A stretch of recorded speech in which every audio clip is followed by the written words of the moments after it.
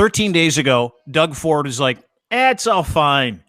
I have no numbers. I'm going on instinct. These were the numbers that were readily available to Doug Ford. These are the cumulative variants of concern cases, all three of them, B117 from the UK, B1351 from South Africa, P1 from Brazil. Brazil's the most fucking deadly one. Each one of these variants is an evolution of the original COVID-19 virus. Each one of these variants has evolved where it's either smaller, more deadly, and easier to contract, and spreads because it's lighter. It's more airborne. So you're not talking 6 feet, you're talking 8 feet. You're not talking a little bit sick, you're talking dead. Doesn't matter your age group or how vulnerable you are. This black circle right here is when Dougie decided he was going to open up everything.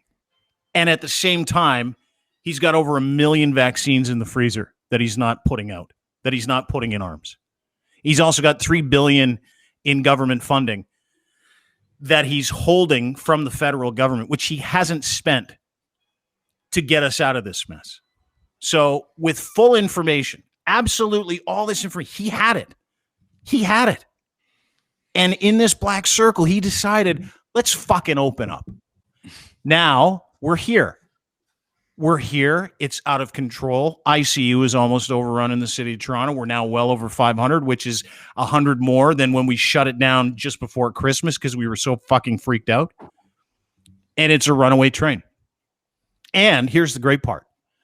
No sign of these vaccines being available, widely available in any pharmacy, in any community center, at your doctor's office.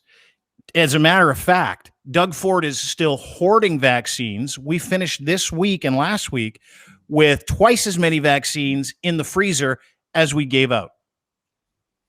So that's the provincial part. That's the provincial part. And they don't even have, they can't even blame the Trudeau government anymore. In fact, the first part of that circle, which I believe was May 1st, we had already known for a couple of weeks that Trudeau was now on pace for the March 1st. Sorry. Right.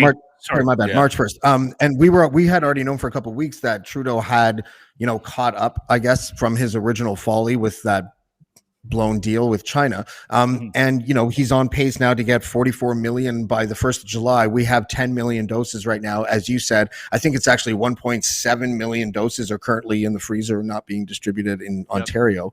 So we went from a supply problem to a distribution problem.